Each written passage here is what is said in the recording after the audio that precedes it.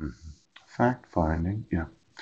I'm going to look at the fundamental fairness, but the process of considering the evidence presented to determine the truth about a disputed point of fact. Yeah.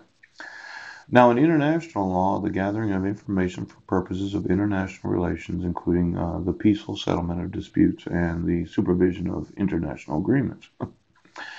Examples of fact finding include legislative tools to acquire information needed to making decisions at an international level. Yeah. Now, fact finding must be as impartial and as fair to the parties as procedural and evidentiary rules can render it without making the inquiry's task impossible. Not merely for ethical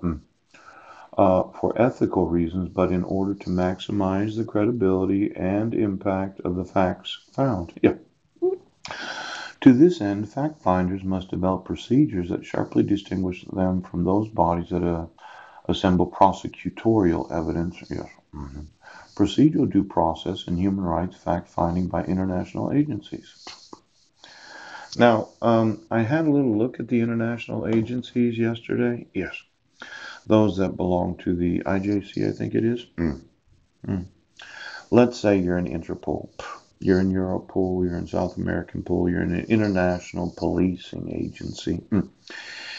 And I emailed you, yes, about my due process rights being violated, the use of forgeries and fraud, and you said you're not liable. I'm in a different nation. I'm an innocent bystander. You know, for the United States involvement in every international agency of every nation that has judges, because I really thought about it when I was here yesterday. Yes.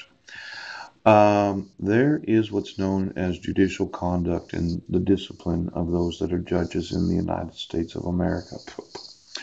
See, judges won't issue me a court order that gives me custody, but they would issue a court order that gave me no due process.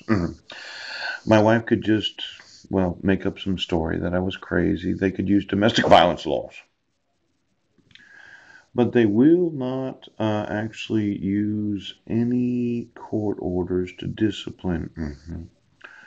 Now, I'm not one of these that's going to go filling out forms in bar associations.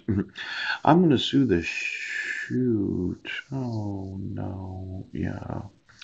Why don't you give me every judge in every nation of the world? And I just want to know what they're doing. Oh, how'd you get that job? Now, let's say you're a judge in another nation. Just get me the judges in each and every nation of the world. It sounds like a big job, but it's not. Now, for every judge, because I did email international, yes, he did. I emailed the Bar Association of Israel. I emailed constitutional courts in other nations. I emailed superior court justices and other superior courts of other nations. Yes. And I emailed the actual document ri.pdf where there is no signature of the petitioner, there's no due process to myself, my sons are being held hostage, are in the wrong grades, and the United States of America decided right now. Now, for all the Supreme Courts of other nations that said, oh, we're not liable, in the United States, we have what's called the conduct of the judge's personal and extrajudicial activities to minimize the risk of conflict with the obligations of the judicial office. Now, this is in the Code of Judicial Conduct. Yep. Now, let's say that you know that I have a large inheritance and you got paid, you were bribed to issue court orders where there was no due process rights to myself. It could affect your extrajudicial actual activities. Yeah.